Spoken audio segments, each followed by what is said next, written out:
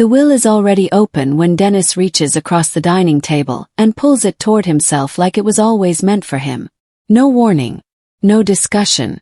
My mother watches and says nothing. In that moment, I understand the decision wasn't sudden. It was rehearsed. I feel something shift permanently. I'm still in my robe. Weak from the hospital discharge 2 weeks ago. I'd spent 6 days in that sterile room where nothing made sense. The beeping machines, the paperwork I couldn't focus on. I'll keep this safe, he says, sliding the folder into his jacket pocket like it's his future. His voice is calm, like he's practiced this moment. Mom reaches for her coffee instead of looking at me. She doesn't defend, doesn't explain. That silence is worse than any words could be. This wasn't improvised. This was planned, discussed, decided. They had conversations I wasn't part of.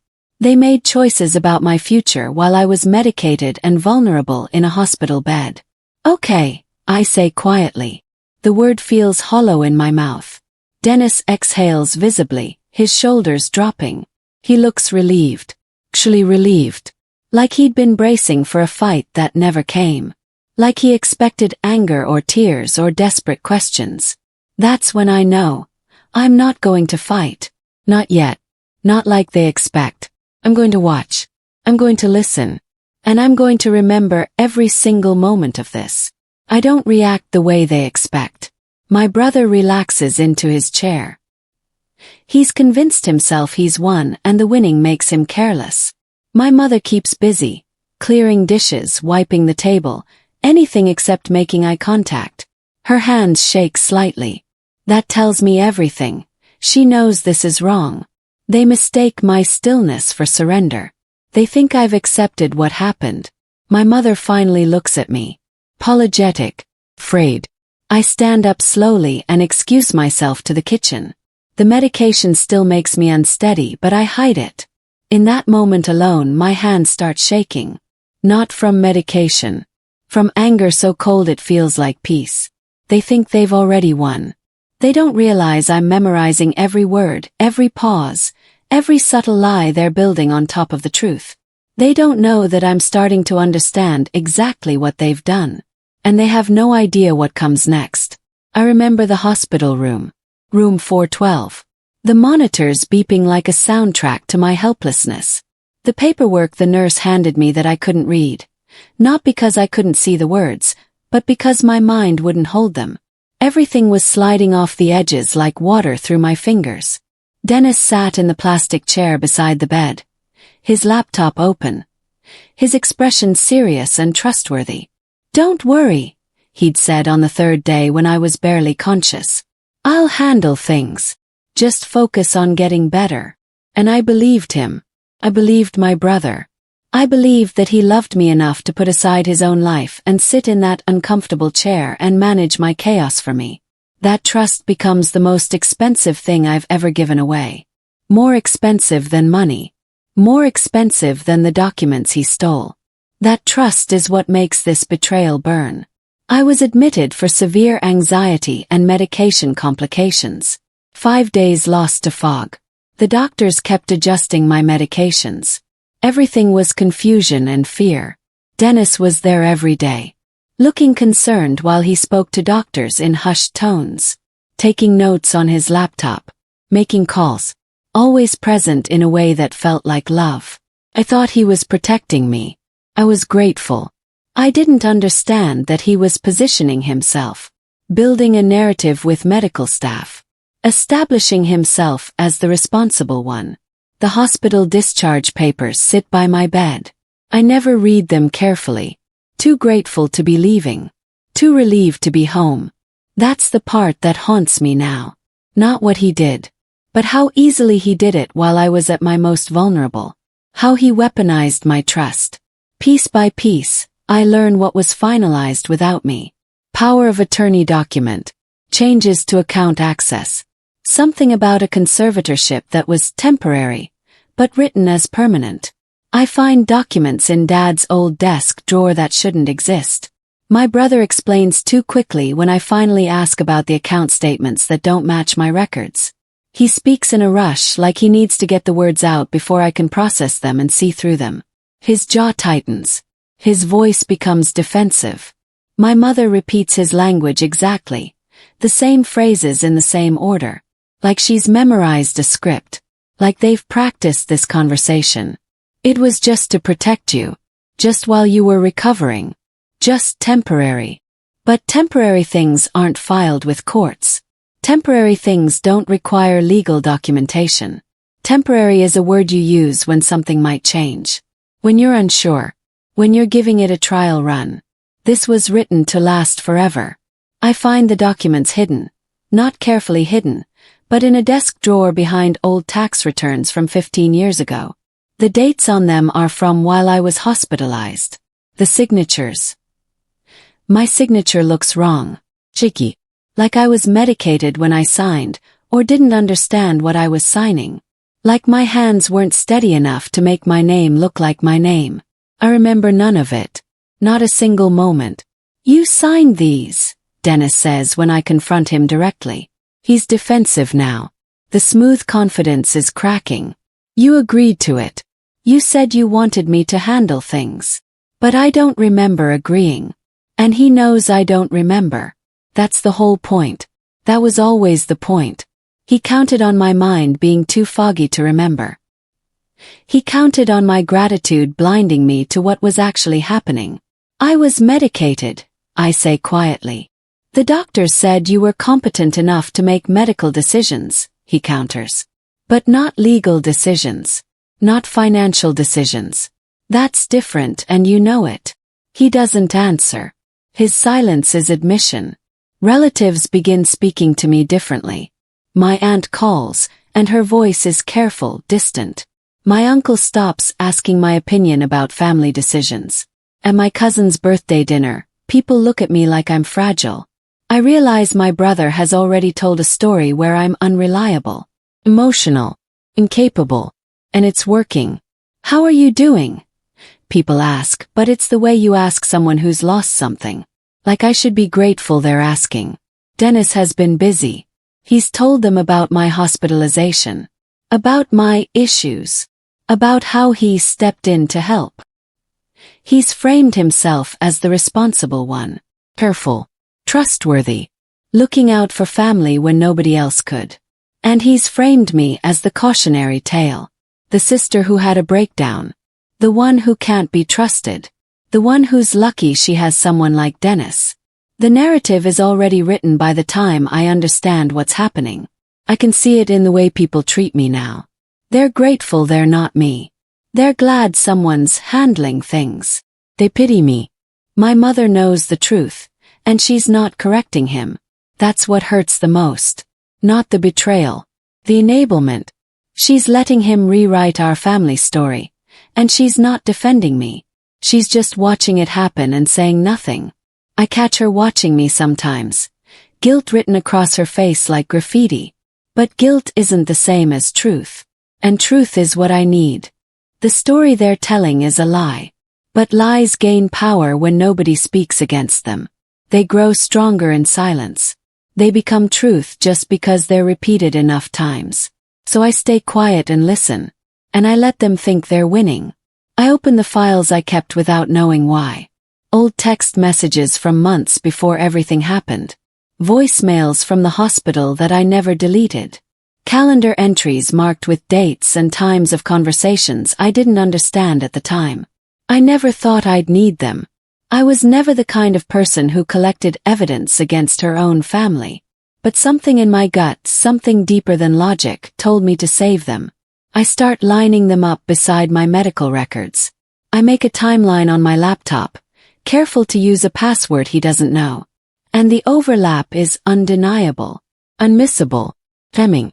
Voicemail from Dennis, 3 days before my hospitalization. Just wanted to check in. Mom, and I think you should probably talk to someone. We're worried about you. You haven't been yourself lately. Medical notes from my hospitalization. Patient reports feeling pressured by family members. Expresses concern about vulnerability to influence from brother. Worried about financial decisions made while incapacitated. Text from Mom the day I was discharged. We just want what's best for you. Dennis will help explain everything. Try not to stress about things. It's all handled. Email from Dennis to a lawyer, that I later find forwarded to Mom, looking into conservatorship options as backup plan. Want to be prepared if situation worsens. The pattern emerges slowly at first, then all at once. The pressure in the weeks before I was hospitalized. The careful concern that felt like love but was actually construction of a case. The way they started visiting together instead of separately. The way conversations steered toward my issues and my instability. They didn't cause my crisis, but they exploited it. They saw an opportunity and they took it with both hands. I'm not crazy. I never was. I had a bad medication combination and I needed help. Real help. The kind a hospital provides. But this was orchestrated. They saw my vulnerability and they built something on top of it. I ask my mother gentle questions on different days about different things. I'm not confrontational. I'm curious. I'm trying to understand. I'm giving her chances to tell the truth. When did Dennis start handling my accounts? I ask on a Tuesday when we're alone in the kitchen. He just offered to help, she says carefully. While you were getting better. We didn't want you to stress about bills. On Friday, I ask again in a different way while we're making dinner. Did Dennis ask before he started managing things or did you suggest it to him? Her answer shifts. We thought. We weren't sure if you could. It made sense at the time. We were scared. The inconsistency is a crack in the foundation. A hairline fracture that means the whole structure is unstable. Keep asking. Small questions. Casual questions. The kind you ask when you're just making conversation. And her answers keep changing depending on the day, depending on her mood, depending on how guilty she feels in that moment. Did the doctors say I needed a power of attorney? Ask the following week. Not exactly. But Dennis said it was a precaution. In case things got worse. But did they recommend it, or did Dennis just decide it was necessary? I don't remember exactly. It's been a while. Why are you asking so many questions? The fear in her voice is unmistakable now. She's afraid of what she's done. Afraid of the consequences. Afraid of what happens if I push too hard. Afraid of what the truth might cost her. And that fear is my confirmation. She wouldn't be afraid if she'd done nothing wrong. She wouldn't be changing her answers if she had nothing to hide. She's building a case for why she wasn't responsible. She's trying to make Dennis the villain and herself a helpless bystander. But she knew. Somewhere deep down she knew this was wrong. My brother begins speaking as if everything is settled. The decision's made. The matter closed. Final. He makes plans in front of people, mentions managing the estate, talks about long-term financial strategy like he's already won something and everyone knows it. He assumes I'm out of the game completely. He treats me like I'm a piece that's already off the board. And that assumption is his biggest mistake. He gets sloppy, confident, careless in a way that criminals get careless when they think they've gotten away with something. He mentions to my cousin at a family barbecue that he took care of everything while I was indisposed. That phrase, indisposed, like I'm a minor who needed protection instead of an adult who was temporarily medicated. He calls Mom almost daily now, and I hear her side of conversations where she's clearly reassuring him about something. His anxiety. His paranoia that I might figure it out. When I ask what they're talking about, she says nothing important, but her voice rises at the end like a question. He's consolidating, building his position, making himself indispensable to the family narrative, reminding everyone how much he's sacrificed, how responsible he's been. He's doing all of this in front of witnesses who will remember later that he was confident, that he was comfortable, that he never acted like someone who was unsure of his claim or worried about consequences. The arrogance is breathtaking. He actually believes he's clever enough to get away with this forever. He thinks the trail has already gone cold. He thinks I've accepted my fate. He doesn't realize I'm watching every move. documenting every statement, building a case that doesn't need to be argued emotionally in court. It just needs to be presented to someone with authority. He doesn't know I'm the most dangerous thing in this family right now. Quiet and patient and absolutely certain. A relative pulls me aside at a family gathering. It's my dad's cousin Robert, someone I've never been particularly close to, but who's observant in a quiet way that most people miss. He's the kind of person who notices everything and says nothing until it matters. Something felt wrong back then, he tells me privately, while Dennis is in another room bragging about something to my uncle. When you were in the hospital, the way your brother was suddenly making all these decisions, the way your mom kept deferring to him, like she was scared of him. He lowers his voice even though we're alone on the back patio. I didn't know how to say anything. It wasn't my place. You had enough going on. But I noticed. And it bothered me. What did you notice? I asked carefully, my heart suddenly pounding. That it didn't feel like family looking out for family. Felt like something else. Something calculated. The way he positioned himself. The way he started speaking about your affairs like they were his responsibility. It felt predatory. He doesn't say more. He doesn't need to. He's just given me confirmation that it wasn't my perception. It wasn't my imagination or my paranoia or my damaged mind playing tricks on me. Someone outside the situation. Someone who has no reason to lie for me. Someone saw it clearly and knew immediately that it was wrong. Thank you for telling me, I say, and my voice is steadier than I feel. Are you going to be okay? He asks, real concern in his eyes. Yes, I say. I'm going to be fine. Better than fine. And I mean it. Because now I know I'm not crazy. And I know there are witnesses. And I know that other people see what I see. I build a clear sequence of events in a document on my laptop, password protected, saved nowhere he can find it. Nothing emotional, just facts, actions, consequences, context. March 15th. Family conversations become more frequent. Dennis brings up his concerns about my stability. Mentions therapy. March 22nd. First visit to new therapist. Mom and Dennis insist on coming. They speak more than I do about my issues. March 28th. Dennis starts dropping comments about needing contingency plans if my mental health deteriorates. April 1st. My anxiety spikes. I'm unsure if it's organic or if the pressure is getting to me. April 3rd. Hospitalization. Dennis is immediately there. Takes control of paperwork. Mom defers all decisions to him. April 7th. Power of attorney document supposedly signed. Date is unclear. I have no memory of signing it, no memory of what I was told it was. April 8th. Financial account access transferred. I have no notification of this until later. April 9th. Discharge. Dennis takes the will before I've even walked through the front door. April 10th. Relative Robert notices something wrong. First external witness. April 12th. I start questioning what happened. Medical incapacity on one side. Decisions made during that incapacity on the other. Side by side, the timeline tells a story without me saying a word. I don't need to prove malice. I just need to show timing. And the timing is devastating. It's impossible to explain away.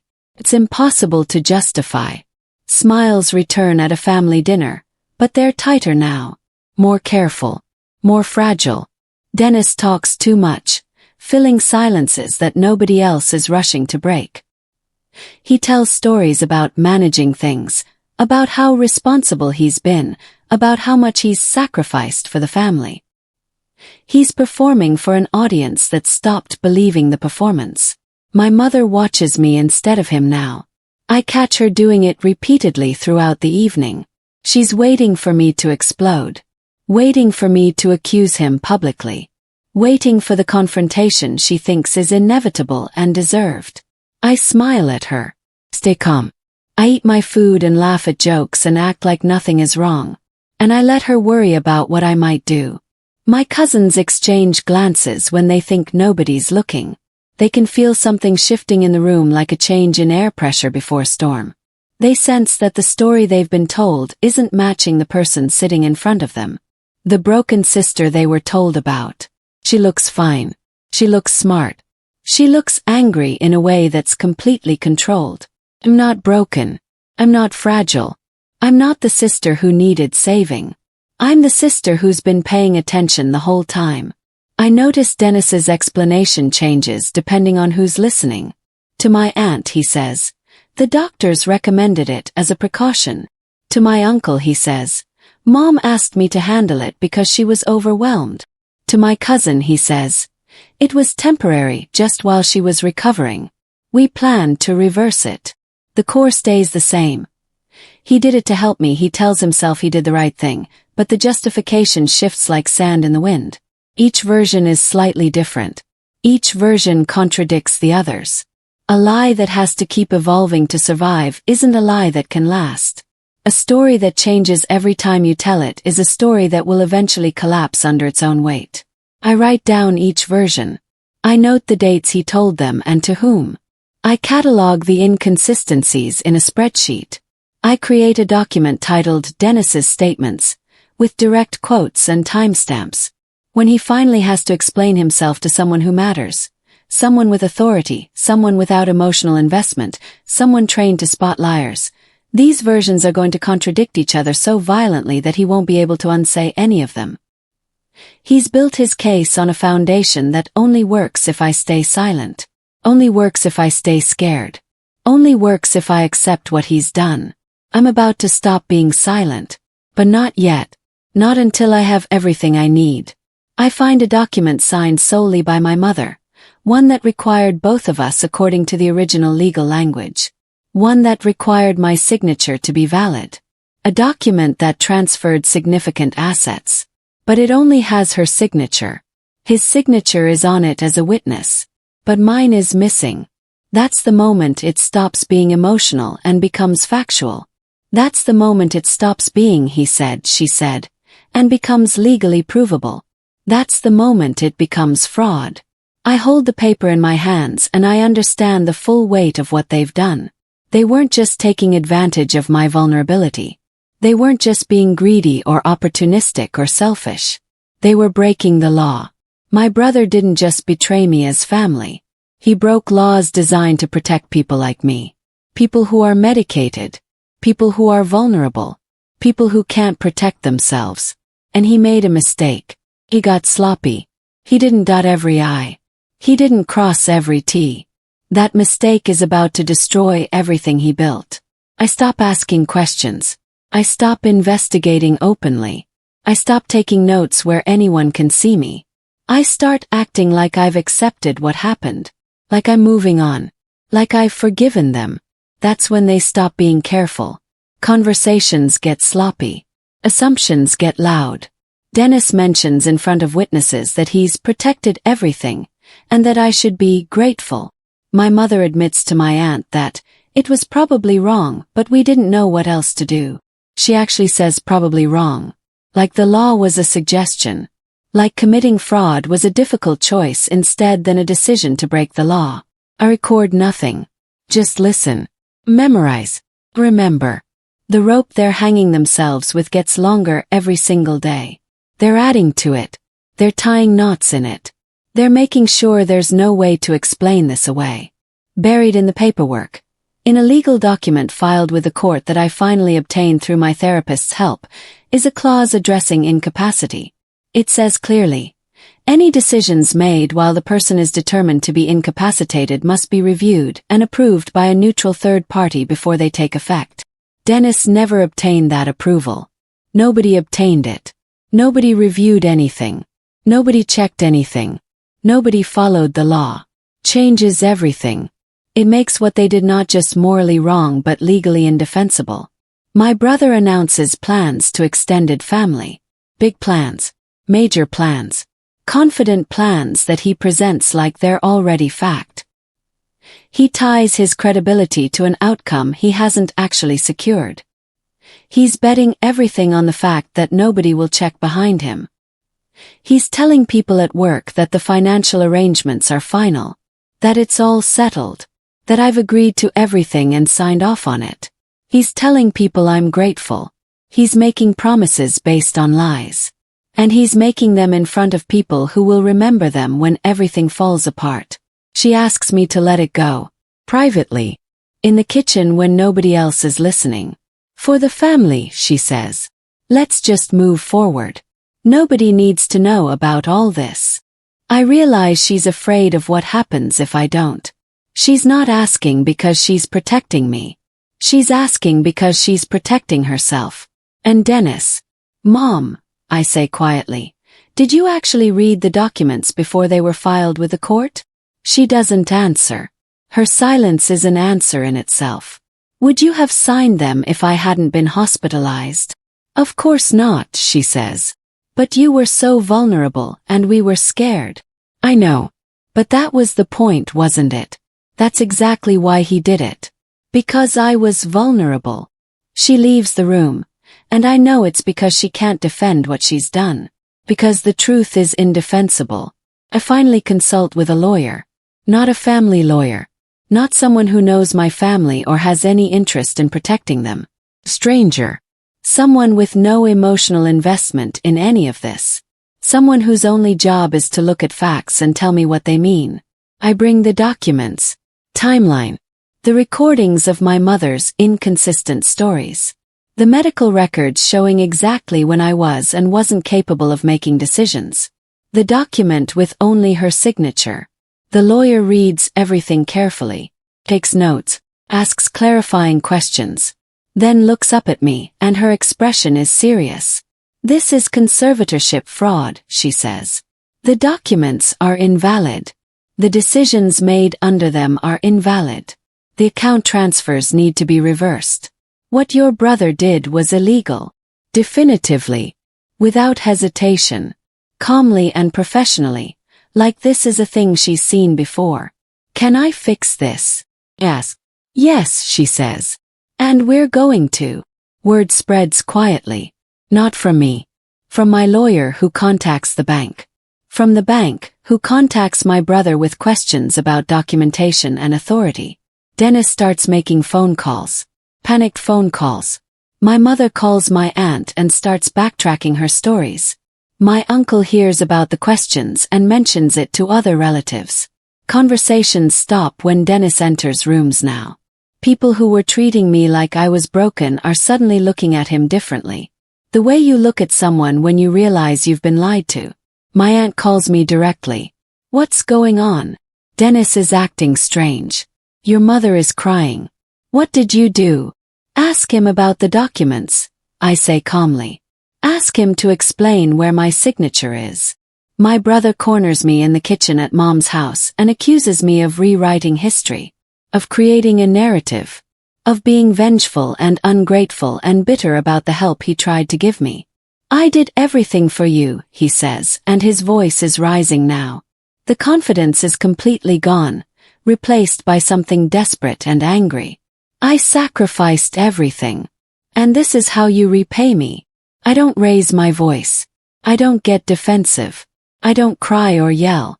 Prove it, I say calmly. Show me where the doctors recommended the power of attorney. Show me my signature on that form.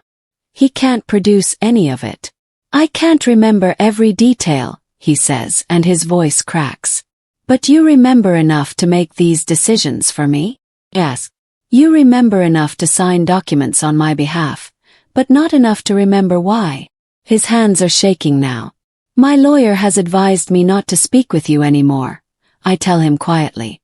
But if you're willing to sign over these accounts voluntarily, that option is still available. He opens his mouth, closes it, realizes he has no good answer. He tries to hold the lie together, but he can't. The foundation is already crumbling. He tells my mother one version of events, that he was trying to help and I'm overreacting. He tells my aunt another version, that the lawyers are misunderstanding the original paperwork. He tells his own lawyer a third version, that everything was above board and my signature must be somewhere. People start asking him the same questions, and his answers no longer match. Not even close. The inconsistency is fatal now.